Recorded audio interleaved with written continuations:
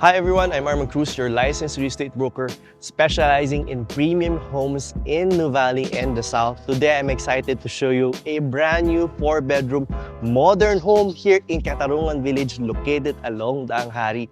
Very accessible from the main gate, very secure and safe. Perfect for families looking to move from Manila to the South. If you are working in Makati, BGC, and Alabang, this is the perfect location for you because this is a balance between urban and suburban. Now, I'm really excited to show you this one because this house at 16.5 million is just perfectly priced. Tara, simulan na natin ating house tour. Before we proceed with our house tour, let me invite you to subscribe to my channel and hit the notification bell para ma-update you whenever we release new videos. You can also go on our social media accounts. We have our Facebook, Instagram. We also have our LinkedIn account. Now, if you would like to know more about this property and contact me directly, the contact information is posted on the screen. This property sits in a lot area of 157.5 square meters with a floor area of 180 square meters. It has 4 bedrooms, 3 toilet and bath, a 2-vehicle carport, and you also have a dirty kitchen at the back. I'm really excited to show you this one. Tara, igutin na natin yung property. This property is ready for upgrades, especially for those homeowners that still wants a little bit of flexibility or a little bit of space to be creative. So, you have here your 2 carport garage, and then you also have your gate and fence na included in the sale of the property. And also here in the front, you still have a small space for your landscape garden. So may mga manok yan sa kapitbahay. So as we enter through the pedestrian gate, as you can see, it's wide, medyo mababa yung steps niya. So if you have elderly sa kasama sa bahay, this is very advantageous. At least hindi sila mahirapan umakyat. On the left side, as you enter the property, you still have this space on this side na pwede pa kayo magtanim ng mga plants nyo. You can actually put tables and chairs. So at least you can still welcome your friends here. Now here in our carport, as you can see, from the outside, mukha lang siyang medyo masikip, pero maluwag talaga siya. You can actually fit your SUV and also sedan here.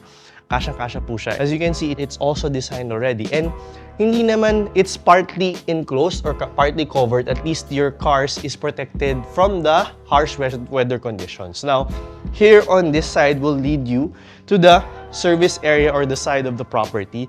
As you can see, this house already comes with your water tank. Now, for Katarungan Village, sometimes this house is really parang proof from water constraints and water outages. So meron na tayong water tank or water tower. You can actually elevate it pa so that you can have more space down below.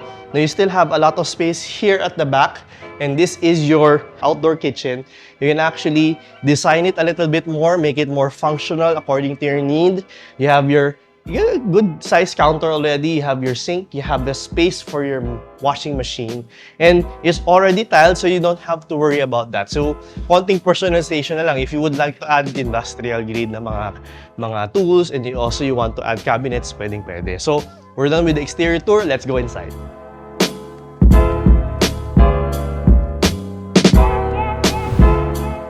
Welcome to the ground floor of the house. As we enter, we are greeted by our living space, which is very spacious. By the way, open layout po yung buong ground floor natin.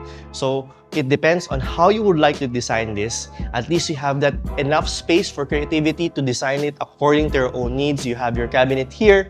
You have your awning windows on this side, and then you have your cove ceiling na may lights na, and then you have your LED lights all over. And this is actually spacious. This is actually a perfect home for families within 4 to 5 members or more. So, pwedeng-pwede siya. Now, right across would be your ideal space for your dining area. And then right across it would be your kitchen. Yung kitchen natin, it's very spacious still. You still have a lot of space, very clean, very functional siya. Ang daming cabinets.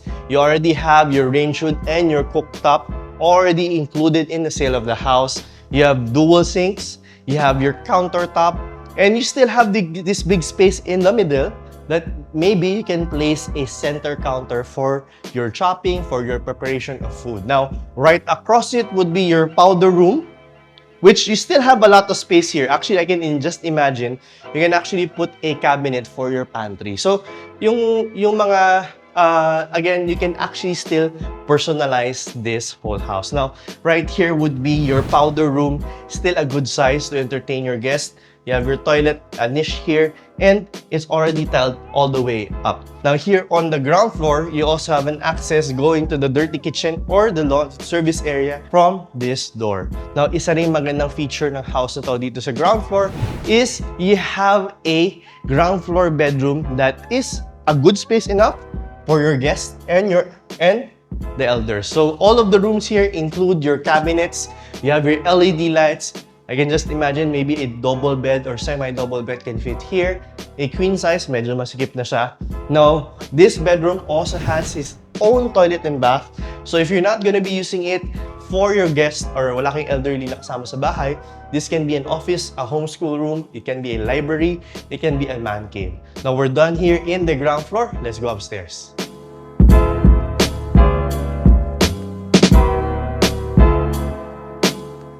Welcome to the second floor. Here we have a family area, 2 bedrooms and 2 toilet and baths available. As you can see, it's very spacious starting with the stairs. It's wide, so ang luwag pa po, you have a window there so that natural light can come inside your house.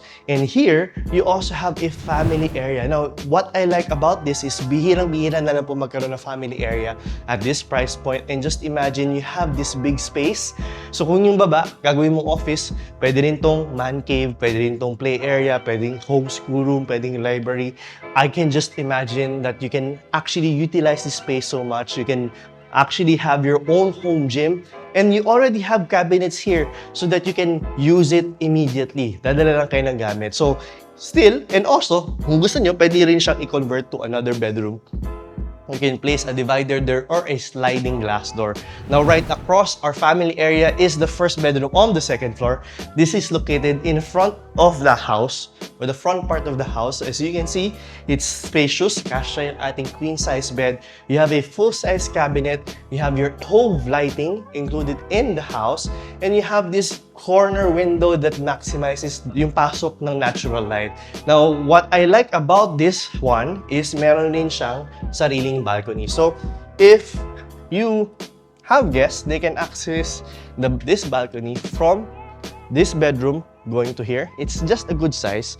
Typically, me personally, I'm not a fan of balconies kasi ang concern with balconies is nagdudumi siya, especially if it's raining. Medyo mahirap maglinis kasi you have to bring your things upstairs pa and you have to clean it.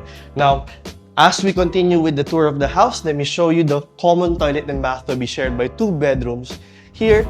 So this one is your common toilet and bath, very identical with the one ground floor, but this is bigger. So you have everything you need. You have gray tiles, which I like. You have beige tiles down below.